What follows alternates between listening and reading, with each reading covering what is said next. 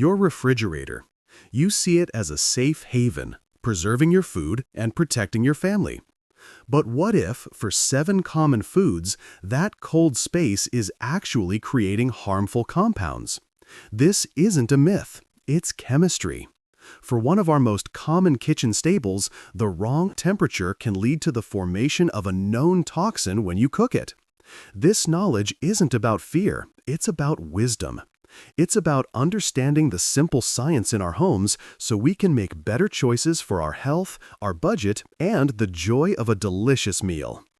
We spend so much time carefully selecting food at the store only to bring it home and unknowingly sabotage it. A simple storage mistake can strip away nutrients, ruin flavor, and waste your hard-earned money. If you believe that small, smart changes lead to a more vibrant life, consider subscribing.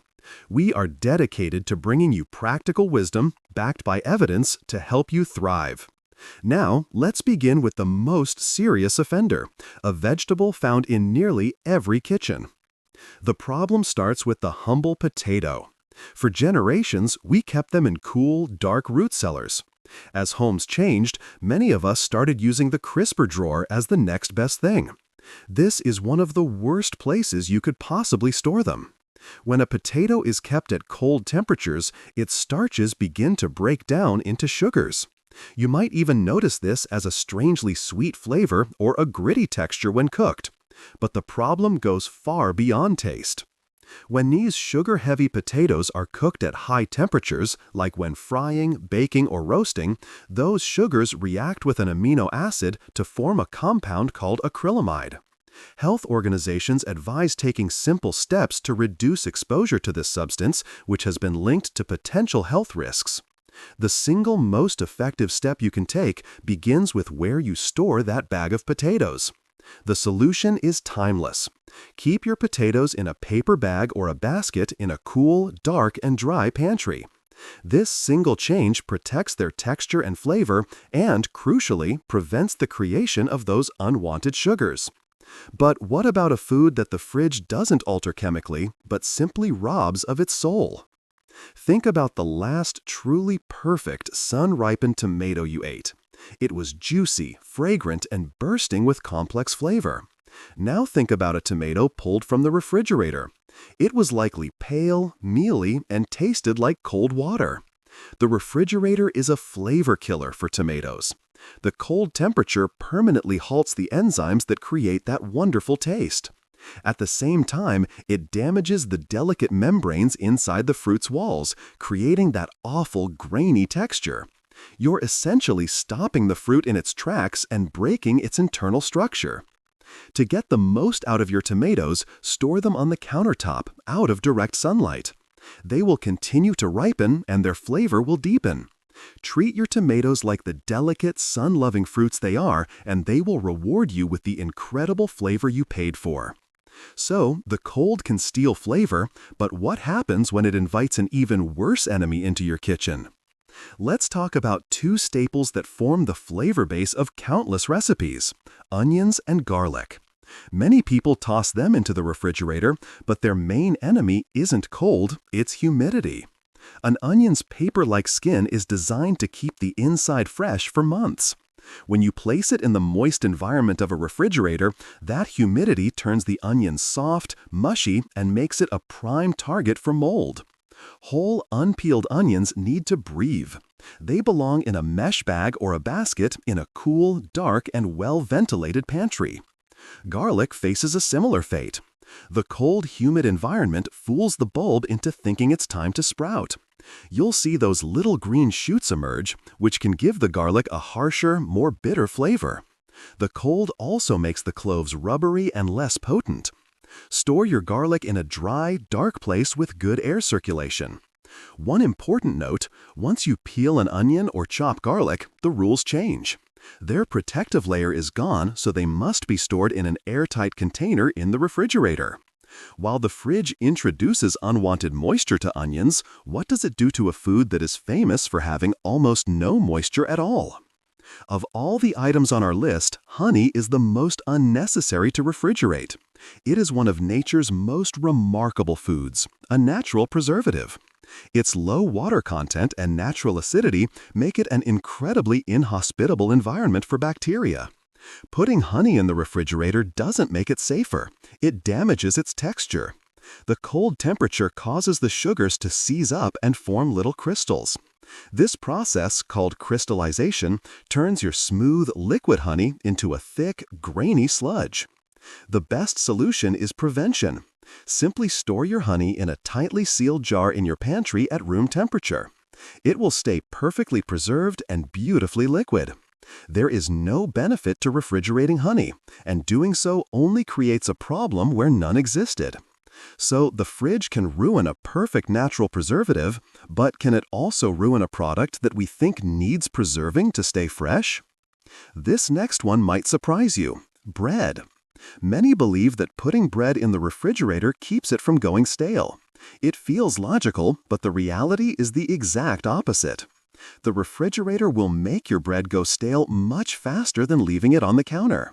The process that makes bread stale isn't about drying out, it's a chemical process called starch retrogradation. As bread cools after baking, its starch molecules begin to regroup and recrystallize. This is what we perceive as staleness. This recrystallization happens much more rapidly at cool, refrigerated temperatures. You are literally accelerating the staling process. The best way to keep bread fresh for a few days is in a bread box or paper bag on your counter. If you have more bread than you can eat in 2 or 3 days, the freezer is your best friend. Slicing the bread before freezing allows you to take out just what you need. Remember the rule: counter for the short term, freezer for the long term, but never the refrigerator. Now that we know how the fridge attacks food directly, what about the foods it can ruin without even touching them? Certain foods act like sponges, highly sensitive to moisture and odors. Your morning coffee is a primary example. Coffee beans are porous and readily absorb the smells around them. When you put coffee in the fridge, it soaks up every other odor: the leftover onion, the garlic, the cheese. This will permanently taint the flavor of your brew. Furthermore, condensation from opening the door introduces moisture, the #1 enemy of fresh coffee, leading to a dull, flat taste. Store your coffee in an opaque, airtight container in a cool, dark pantry. In this same category, we find delicate herbs, especially basil. How many times have you bought a beautiful bunch of basil only to find it wilted and black the next day? Basil is extremely sensitive to cold, which damages its cell walls. Instead of putting it in the fridge, treat it like a bouquet of flowers. Trim the stems, place the bunch in a glass with an inch of water, and keep it on your countertop. It will stay fresh and fragrant for a week or longer. Finally, let's discuss whole winter squashes like butternut, acorn, and spaghetti squash. Their thick, hard skin is a natural barrier designed for long-term storage. They thrive in a cool, dark environment. Putting a whole squash in the cold, humid refrigerator can actually shorten its lifespan by promoting mold and rot. The cold can also cause chilling injury, leading to pits on the surface and a loss of flavor. However, the moment you cut it, the rules change. Once the skin is broken, any cut pieces must be stored in an airtight container in the refrigerator and used within a few days. Knowing this distinction is key. Let's quickly recap the 7 categories. Potatoes, to avoid acromide formation. Tomatoes, to preserve flavor. Onions and garlic, to prevent mold. Honey, to stop crystallization. Bread, to prevent accelerated staling. Coffee and basil, to protect them from contamination and damage. And whole winter squashes, to maximize their long shelf life. The thread connecting all of these is a deeper understanding of the food itself. Of course, you might be thinking about your specific situation. I live in a very hot climate. Won't my potatoes sprout on the counter? If your home is consistently warm, you may need to adapt. Buy these items in smaller quantities and use them more quickly. Storing them in the coolest, darkest cupboard you have is still better than the humid fridge. You're simply making the best choice for your circumstances. Another common concern is space. I live in a small apartment without a pantry. This calls for creativity. You don't need a large pantry to store these items properly. A wicker basket in a corner can provide air circulation for onions. A lower cupboard, away from the stove, can be a cool, dark place for potatoes. It's about rethinking our spaces and dedicating small, appropriate zones for each type of food. This wisdom complements, not replaces, essential food safety rules. Meats, dairy, and leftovers must be refrigerated. By learning which foods thrive outside the fridge, you not only improve their quality, but also free up space for the items that truly need to be cold. This knowledge empowers you. It puts you back in control of your kitchen, transforming you from someone who just stores food into someone who understands it. Your meals will be more flavorful and you'll waste less. These are not small things. They are the foundations of a well-managed and joyful life. Your journey to a wiser way of living can start today with something as simple as moving a tomato from the fridge to the counter. If you found this guide helpful and wish to continue learning practical ways to enhance your life, take a moment to hit that subscribe button and ring the bell.